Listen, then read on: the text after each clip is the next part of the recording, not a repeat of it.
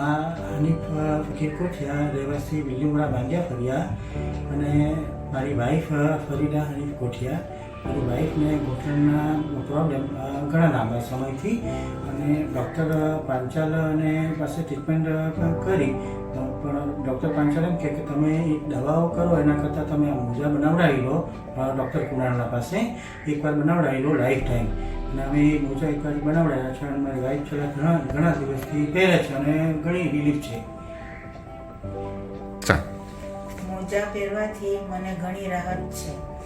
હું સીડી પણ ચડી શકું, ચાલવામાં બી મને રિલીફ છે.